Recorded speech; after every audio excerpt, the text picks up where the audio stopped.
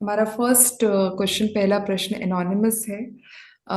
ये पूछ रहे हैं, मैं बिना किसी कारण के उदास और डिप्रेस्ड महसूस करती हूँ, ऐसा क्यों है? ओके, किसका प्रश्न है ये स्वाति? ये एनोनिमस है Anish ji. Okay, ji. I hope you've shared with everybody the context or the way we run these sessions. There are questions which are in Hindi, so I will answer them in Hindi. There are questions which are in English, so I will answer them in English. Yes. एक बार दोबारा स्वाति पढ़ें please प्रश्न। जी। मैं बिना किसी कारण के उदास और डिप्रेस्ड महसूस करती हूँ, ऐसा क्यों है? ओके। जिस मित्र ने भी ये प्रश्न पूछा है, इस पृथ्वी पे बिना कारण कुछ कभी होता नहीं है।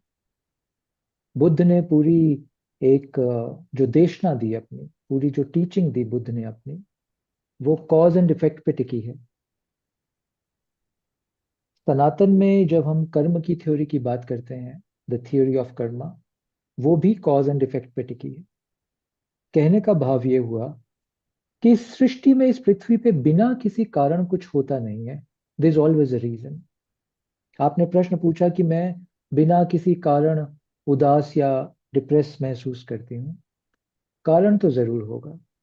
कुछ कारण होते हैं जो सतह पे आ जाते हैं, विजिबल होते हैं, आप उनको पकड़ पाते हैं। बहुत बार हमारी चेतना में कुछ ऐसे कारण होते हैं जिस वजह से बस आप सुबह उठे और आप थोड़ा सा लो हैं, आप डिप्रेस हैं, आप उदास हैं।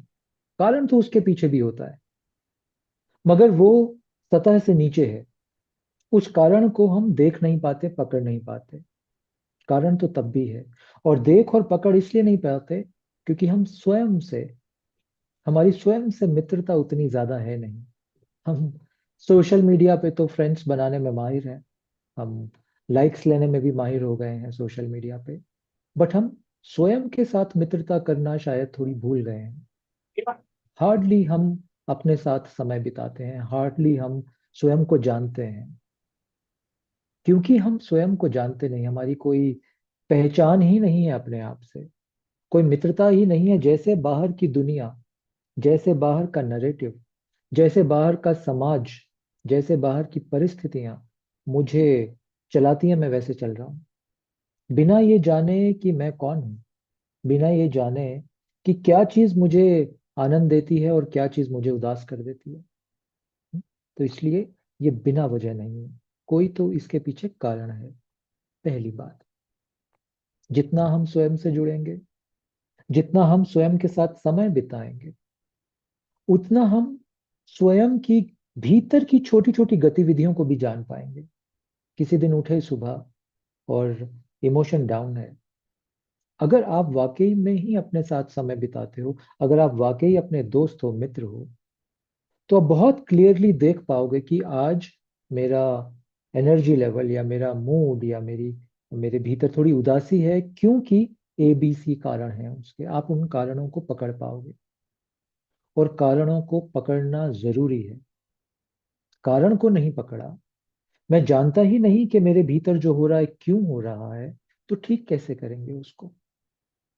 मैं जानता ही नहीं कि मेरे भीतर जो अच्छा हो रहा है वो क्यों हो रहा है, तो उसको मैं और परवरिश कैसे दूंगा, उसको मैं और कल्टीवेट कैसे करूंगा? और इतनी चेतना हम सबके भीतर है कि अगर हम चाहें तो कारण को जान सकते हैं, ना चाहें हम व्यस्त रहें और चीजों में, हम डिस्ट्रैक्टेड रहें और चीजों में, हम डिस्ट्रैक्टेड रहें अपनी ही और कहानियों में जो हम स्वयं को बोलते रहते हैं, तो फिर कारण नहीं मिलेगा।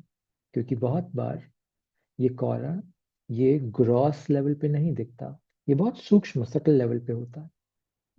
तो जितना स्वयं से मैं मित्रता करूंगा, उतना सटल लेवल के रीजंस, कारणों को भी ढूंढ पाऊंगा। पहली बात। दूसरा एक इसमें पहलू ये है कि आमतौर पर आदमी क्यों उदास महसूस करता है? कभी देखा आपने? जिस दिन आप अपने दोस्तों के साथ होते हो, मित्रों के साथ होते हो, मौसम का आनंद ले रहे हो, तो कैसा भी मौसम हो, हाँ। ऐसा नहीं कि गर्मी में आपको सिर्फ शीतल मौसम ही आनंद देगा। कभी कभी गर्मी में हल्की सी एक बादल, छोटा सा एक बादल आता है 2 मिनट के लिए, वो भी आनंद देता है।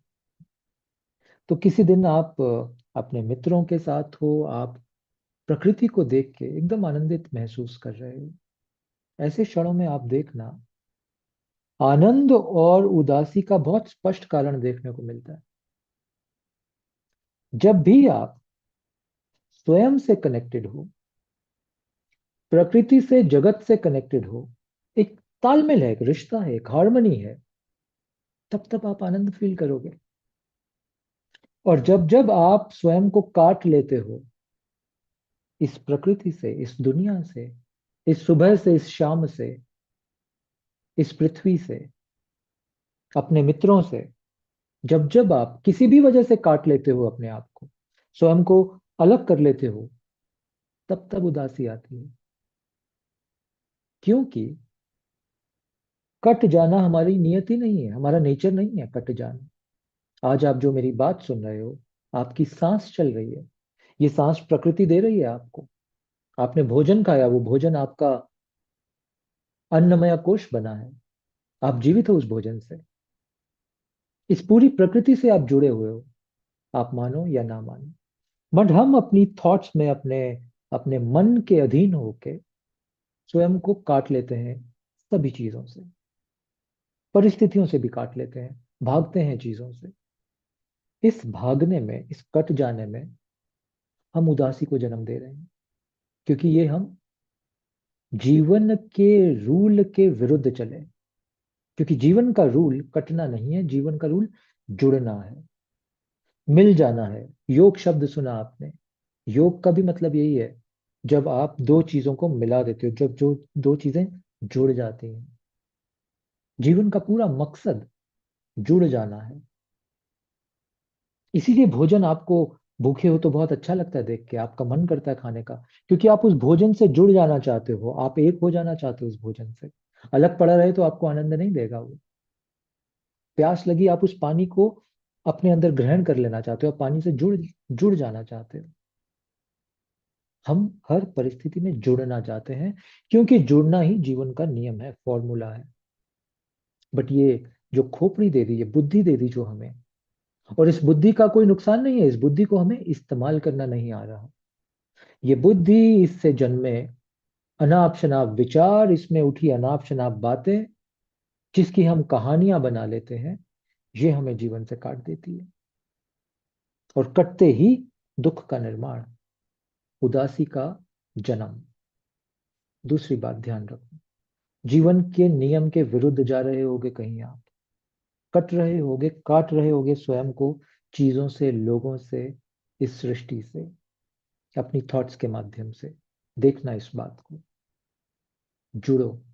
जितना जुड़ोगे उतना आनंद घटेगा जीवन में, उतना उतना आनंद बढ़ेगा जीवन में, उतरेगा आनंद जीवन में। तीसरा पहलू भी है कि इसमें, मैंने बोला कि हर चीज का एक कारण है, इस जीवन में हर चीज का एक उद्देश्य भी है। हर चीज का एक उद्देश्य है। एक फूल का अपना उद्देश्य है, एक भंवरे का अपना उद्देश्य है, पेड़ का अपना उद्देश्य है, मिट्टी का अपना उद्देश्य है, जल का अपना उद्देश्य है, वायु का अपना उद्देश्य है, आकाश का अपना उद्देश्य है, अग्नि का अपना उद्देश्य है। हर तत्व का अपना एक उद्देश्य है, अपना एक धर्म है। तो आपका भी कोई जीवन में उद्देश्य जरूर है, पर्पस जिसको हम बोलते हैं। जब जब मैं जीवन के उद्देश्य को ढूंढने की कोशिश नहीं करता, तब तब जीवन में मुझे कोई सार्थकता नहीं दिखती, कुछ कुछ रिलेटेबल नहीं दिखता जीवन में, क्योंकि कोई उद्देश्य नहीं है मेरे पास। There is nothing bigger that I live for every day. मेरा जीवन बस मेरे विचार, मेरे ख्याल, मेरे सुख, मेरे दुख तक ही सीमित है। इतना सा मैंने जीवन को काट के कर दिया। ना किसी को कुछ देना चाहता हूं, ना बांटना चाहता हूं, ना खिलना चाहता हूं, क्योंकि कोई उद्देश्य नहीं है। कभी पेपर पेन लेके लिखा नहीं कि मेरे जीवन का भी तो कुछ सुनहरा, सुंदर उद्देश्य होना चाहिए। नहीं जानता तो चलो ढूंढते हैं, नहीं मिल रहा तो चलो पूछते हैं। बट खोजें किसी तरह से। भगत सिंह, स्वामी विवेकानंद, सभी गुरु जो इस पृथ्वी पे हुए आज तक, बुद्ध, कृष्ण, सबका एक उद्देश्य रहा। अर्जुन, किसी का भी एग्जाम्पल आप उठा के देखो, हर पात्र का, हम्म, यानी हर एक्टर का जो भी इस पृथ्वी पे हुआ, हर व्यक्ति का, हर चीज का एक उद्देश्य है। जिस दिन तुम अपना उद्देश्य खोज पाओगे, जान पाओगे या बना पाओगे, खोज पाओगे, जान पाओगे या बना पाओगे जिस दिन अपना उद्देश्य, उस दिन देखोगे कि इस जीवन की सारी ऊर्जा उस उद्देश्य की तरफ चल पड़ी। सोते जागते उठते बस उसी उद्देश्य का ख्याल रहेगा। ये प्रेम जैसा है कुछ। प्रेम हो जाता है किसी से, हर परिस्थिति में उसी प्रेमी का ख्याल रहता है तुम्हें। एक एक गुदगुदाहट सी रहती है उसी प्रेमी की, उसकी याद। ऐसा ही होता है उद्देश्य के साथ। जिस दिन तुम्हें अपने जीवन का उद्देश्य मिला, और ये डिपेंड करेगा तुम खोज रहे हो या नहीं खोज रहे, उस दिन देखना कि जीवन में एक उत्साह आ जाएगा, लुकिंग फॉरवर्ड टू आ जाएगा। एक एक ऊर्जा का, जो ऊर्जा तुम्हारे भीतर ही है, एक ऊर्जा का विस्तार शुरू हो जाएगा।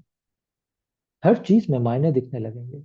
हाँ, कोई भी चीज बेकार नहीं लगेगी उस दिन। तो इस उद्देश्य को खोजना बहुत आवश्यक। जीवन एक बहुत सुनहरा अवसर है। जानो कि ये अवसर क्यों मिला, ढूंढो इसको। कोई तो रीजन है, कोई तो कारण है कि ये अवसर मिला है तुम्हें। जैसा मैंने पहले बोला इस बात की शुरुआत में, इस पृथ्वी पे जो होता है उसका कोई तो कारण है। बिना कारणवश कुछ नहीं होता यहाँ। एक पेड़ से जब पत्ता भी गिरता है, ढूंढोगे तो कारण है। कारण ये कि पत्ता सूख गया, ये कारण था उसके गिरने का। हवा तेज चली, ये कारण था उसके गिरने का। और पृथ्वी में गुरुत्वाकर्षण का बल है, शक्ति है, वो उसको नीचे खींचती है, ये कारण है उसके नीचे गिरने का। कारण तो है, कारण तो है। हाँ, तो उस कारण को ढूंढो, धीरे धीरे उस उद्देश्य को ढूंढ के, इस जुड़ने की कला को सीख के, इस प्रकृति से जुड़ना जब शुरू करोगे, जब पृथ्वी को सुबह उठ के तुम्हारा पहला पांव लगेगा, एक एक एक फीलिंग आएगी कि ये पृथ्वी भी मुझे स्टेबिलिटी दे रही है जीवन में, ये भी एक बैलेंस दे रही है मुझे जीवन में। हर चीज से एक मित्रता का भाव आने लगेगा। इसी मित्रता में आनंद मिलेगा। ये जो उदासी, ये जो डिप्रेशन पकड़ के रखा है हमने, ये सब तिरोहित होने लगेगा। तो इस जुड़ने की कला, इस उद्देश्य पे थोड़ा सा चिंतन मनन करो, थोड़ा खोजो इसको, थोड़ा एक्सपेरिमेंट करो इसके साथ, और देखो ये जो उदासी, दुख, ये जो चिंता, डिप्रेशन है, ये सब चली जाएगी। इतना सीरियस है नहीं जीवन जितना हम उसको बना रहे हैं। थोड़ा नाचो, थोड़ा खेलो, थोड़ा गाना गाओ, थोड़ा प्रकृति के दर्शन करो रोज उठ के, थोड़ी दिनचर्या साधो, तो जीवन सुखद होने लगेगा। आशा करता हूँ इससे आपको कुछ मदद मिलेगी। धन्यवाद। जी स्वाति। जी अनीश जी। हमारा अगला प्रश्न वाणी जी पूछ रही हैं सूरत से। उनका छोटा सा प्रश्न है, मैं अपने गुरु को कैसे खोजूं? वेल, छोटा प्रश्न तो नहीं है ये।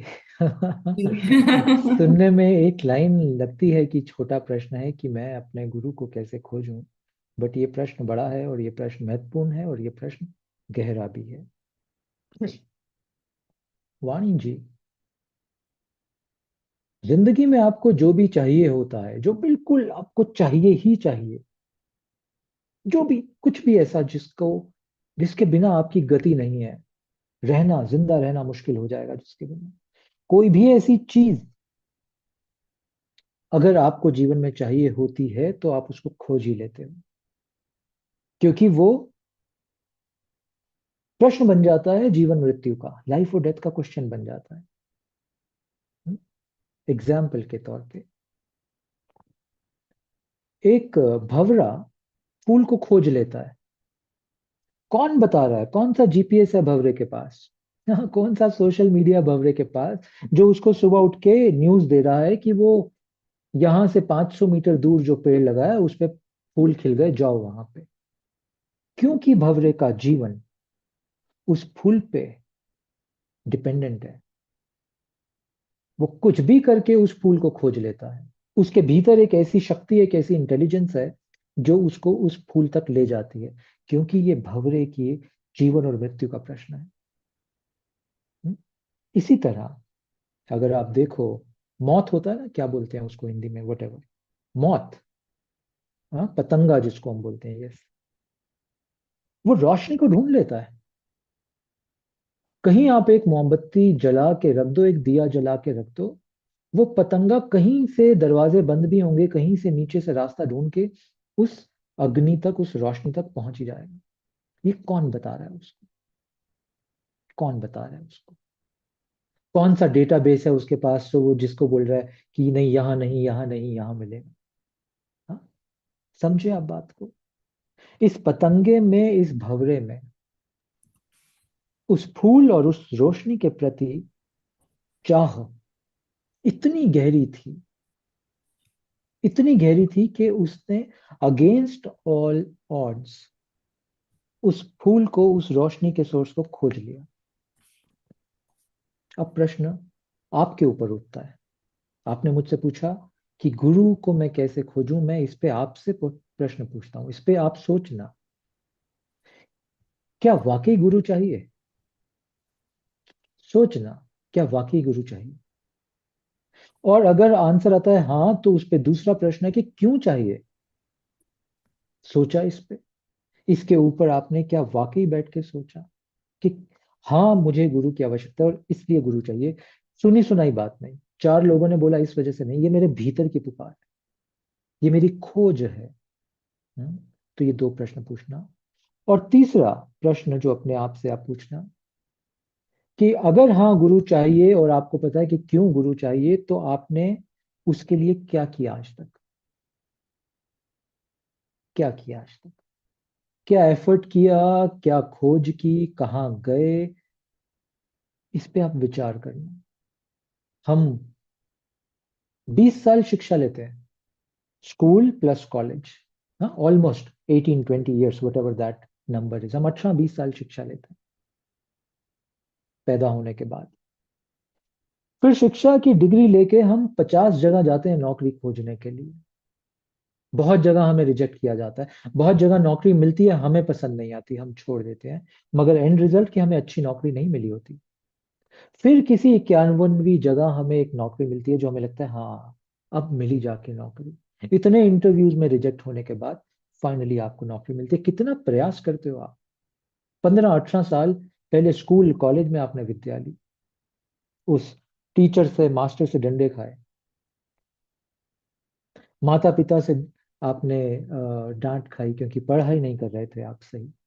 कितना श्रम किया आपने, कितने दुख झेले आपने वो स्कूल कॉलेज की डिग्री लेने के लिए, और फिर कितने इंटरव्यूज में रिजेक्शन, फिर जाके नौकरी मिली। कितना प्रयास किया, 15-18 साल, सिर्फ कुछ पैसे कमाने के लिए, ताकि एक छोटा घर बना लूं, कुछ खाना पीने की व्यवस्था हो जाए, रहना सहना कंफर्टेबल हो जाए। इसके लिए इतना प्रयास। गुरु जो कि जीवन की दृष्टि है, रोशनी है गुरु इस जीवन की, सुगंध है गुरु इस जीवन की, गहराई है गुरु इस जीवन की, आकाश तत्व है गुरु, सांस, ये जो सांस चलती है ये भी गुरु है।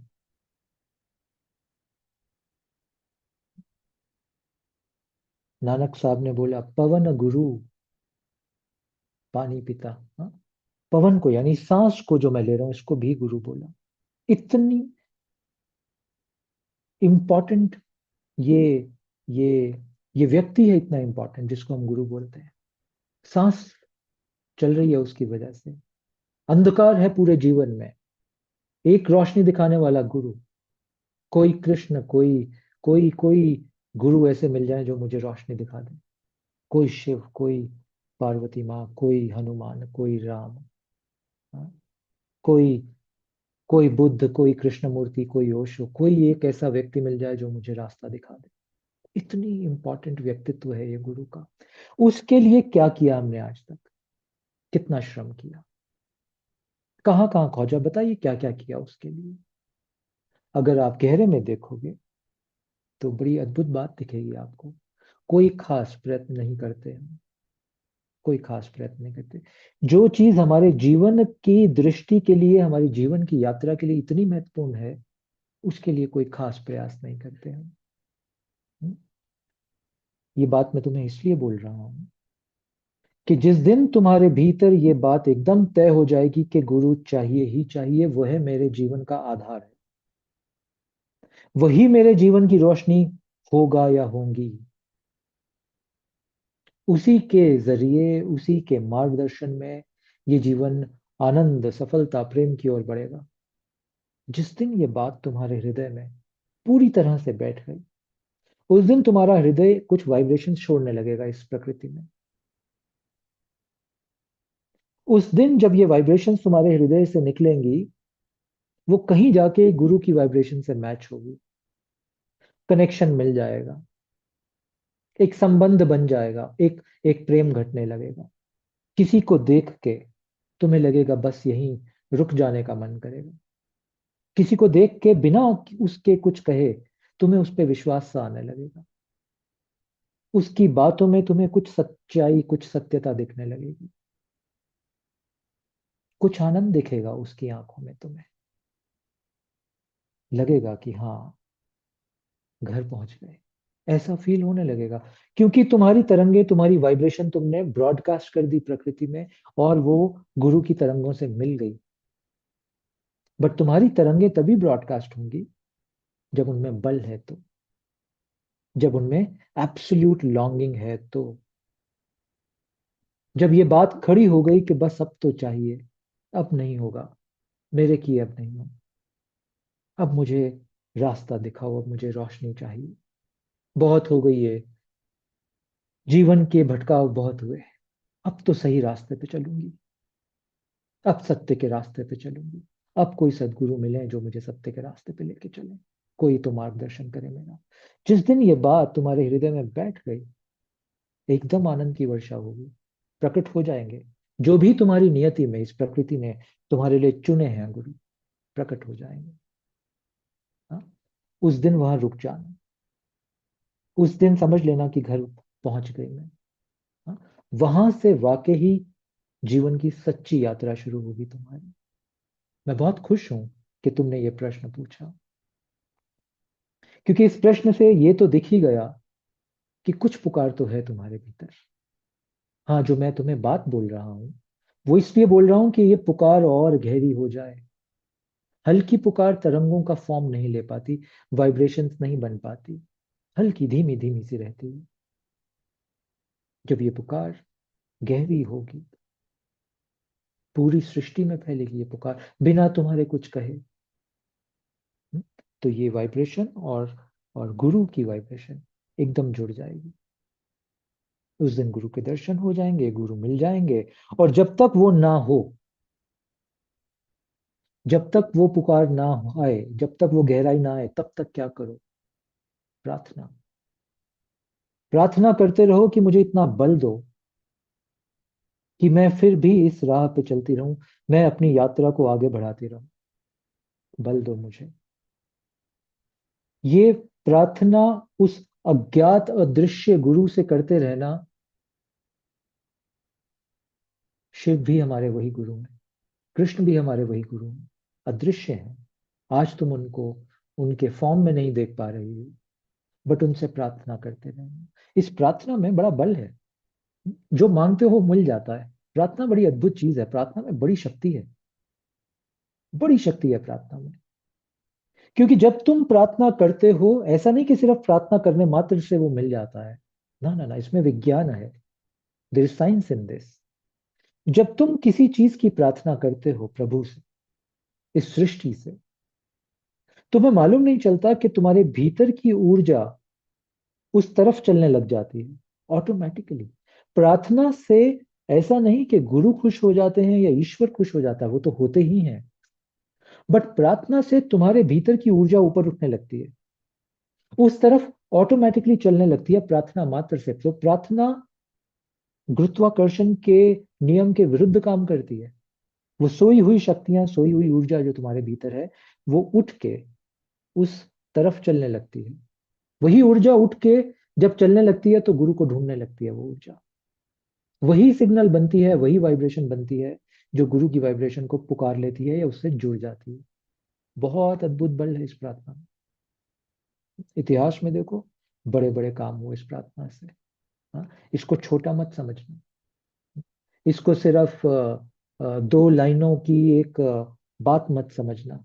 प्रार्थना तो बहुत गहरी चीज है। तब तक प्रार्थना करो, जहां भी हो, जिस अवस्था में भी हो, ये तुम्हारे हृदय की पुकार रहे। हाँ?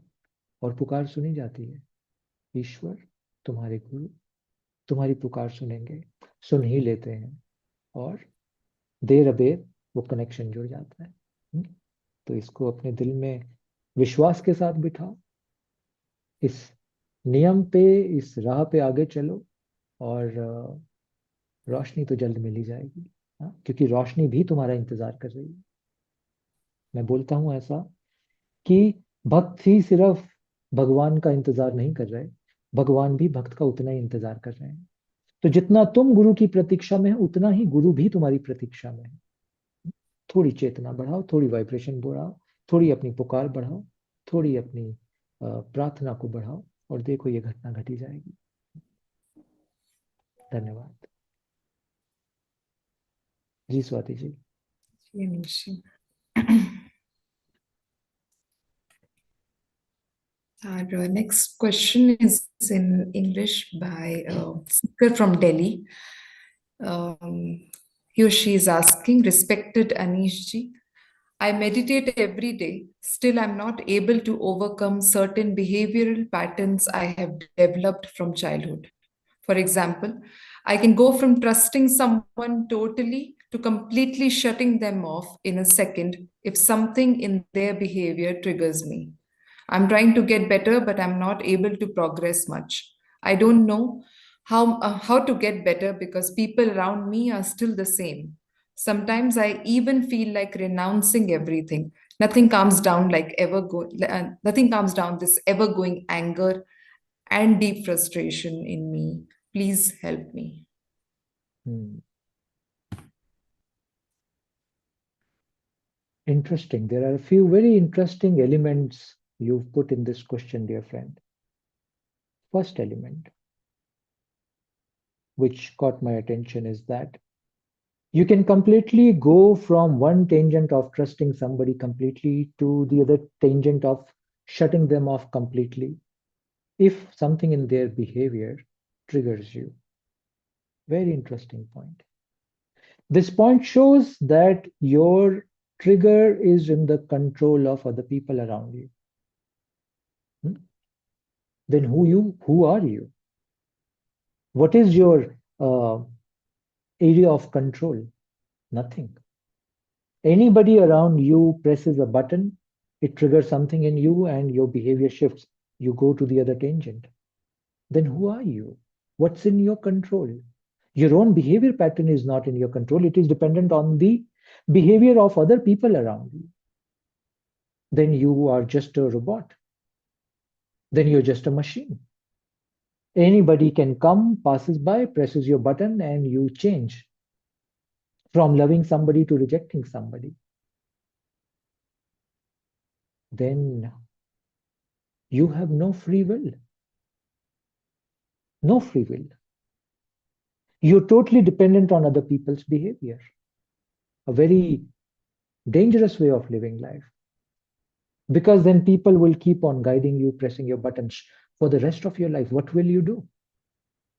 Yes, you're right. You can't change people around you. Nobody changes. Then what will you do? Will you just shut yourself down completely from the world? But then that's a recipe for another disaster. So the point here is regain the control back.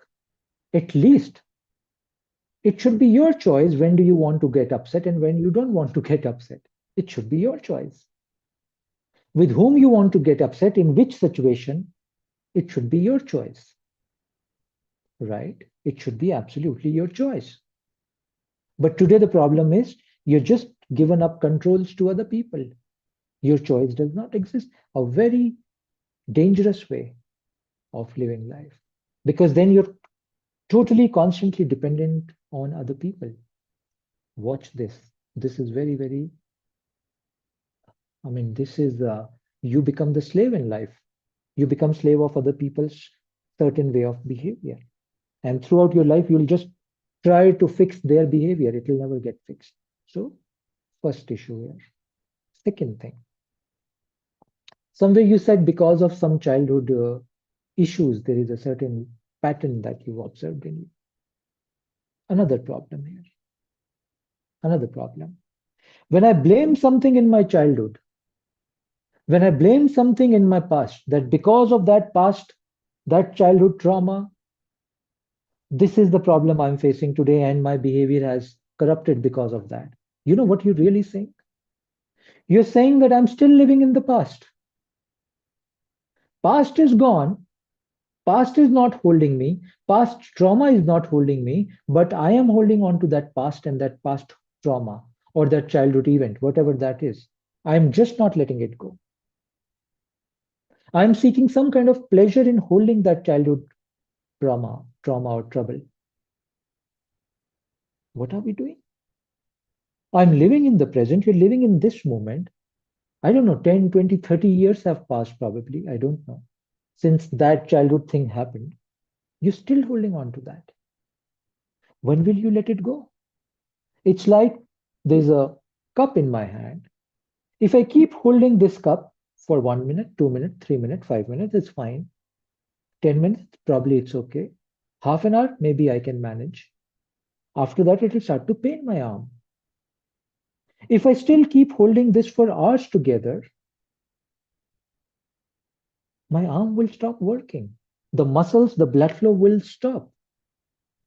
If I still keep holding this cup like this for days together, maybe a point will come when they'll have to operate my arm because it's dead. It's no more working because I'm just holding on to this. While the process was this is an experience. There's something in this cup. Either it's sweet or it's bitter. I've drank it. Maybe it's bitter. It was bitter. I just keep it aside and say, I don't want to drink it again. Experience happened. You experienced that. You learned something out of it. You move on. Will you keep holding that experience for the rest of your life and allow that experience to govern your behavior, to create certain patterns in your behavior? There's a problem. So please think about this. This, whatever that childhood thing is, don't blame anything. This is the mechanics that our mind is using. Our mind is not willing to take responsibility of saying that, well, I can change my behavior. Whatever nonsense I have gathered as part of my conditionings or loops, I can actually cut them and throw them out. No, but mind does not want to take this responsibility. And that's the reason it picks up something to blame. So in this case, it has picked up a childhood thing to blame. Before that, in your question, it picked up other people's behavior to blame. That because they do this, I shut them off. Again, they are to be blamed for their behavior. Here, the childhood trauma is to be blamed for that event, that whatever that happened. So I'm constantly blaming the outside situations or the outside people. And I'm just holding on to both these things. I'm not even letting them go. Years and years and decades together, I'm holding on to this. Do you see the problem? The attitude of blaming the past, blaming any event, blaming any situation, blaming any people. This attitude basically is a mechanics of the mind, the cunning mind, which does not allow you to take charge, which does not allow you to take responsibility, saying that this is my life. This is my time. This is my behavior. I can change it the way I want. Whatever gives me, whichever behavior gives me deeper joy, ananda, love, I will adopt that behavior. And whatever behavior does not give me love, joy, ananda, peace, I should remove that from my system. That should be my responsibility because it's my life, it's not other people's life, right? Think about this, look at it very deeply. Start to take responsibility and stop blaming the world or the situations around. Another point here. You said you meditate every day. Who said that meditation is a solution? Who said? No, meditation in this case will not work because you have to do fundamental work before meditation. Maybe meditation is also an escape mechanics. You're saying that half an hour every day I will sit, I will do a certain meditative process, and everything will look. I'm still holding the cup. It's already been few hours. Now I say I meditate. Oh, huh? What will happen? It will not do anything because I'm still holding the cup. These are two different things. I eventually have to let the cup down, release it. Only then my arm will get little benefited or some rest. In this case, meditation will not give me rest. Do you follow? Huh? So meditation will not help in this case. You have to drop the baggage.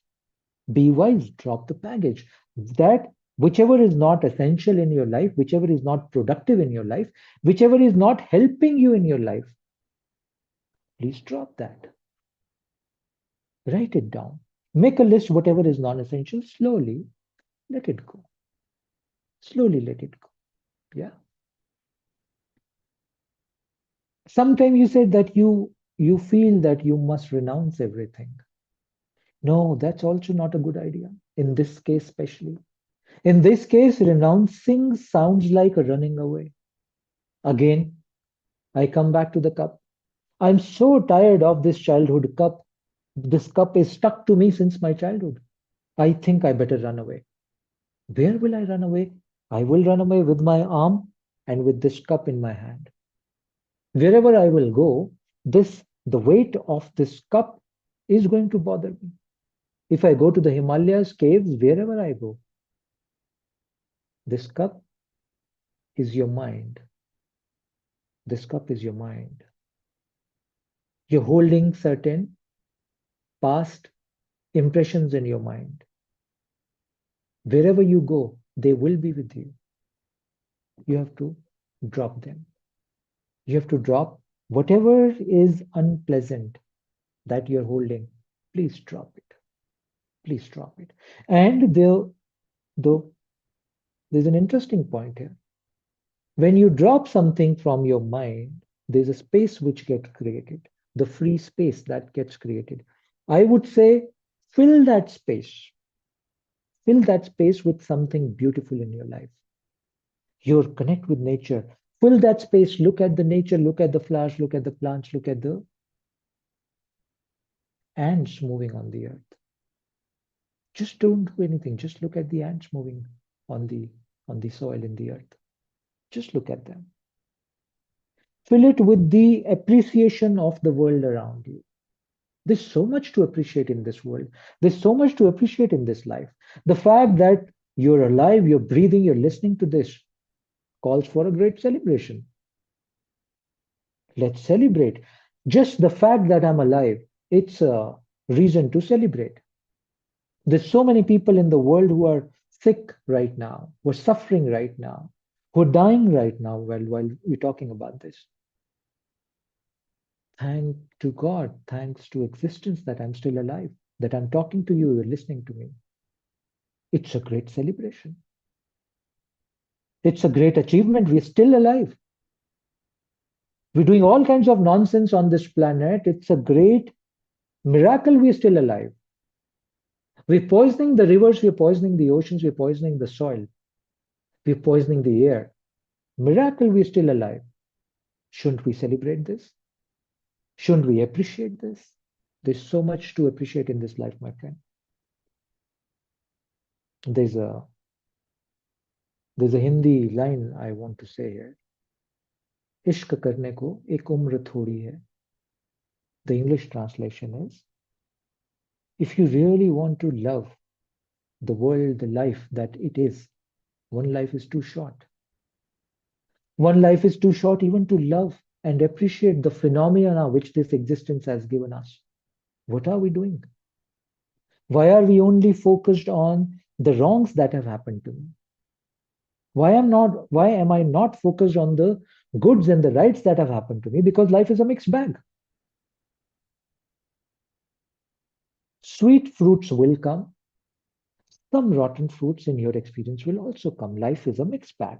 When you grow a flower, when you grow a plant, a tree, at the ashram here in Dharamshala, we've got some lovely mango and fruit trees.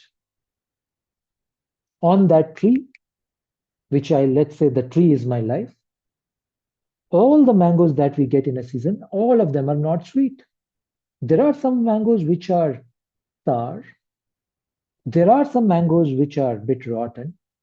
कीड़ा लग गया जिनमें, the bit rotten mangoes. And there are some mangoes which are sweet. It's a mixed bag of experience from life.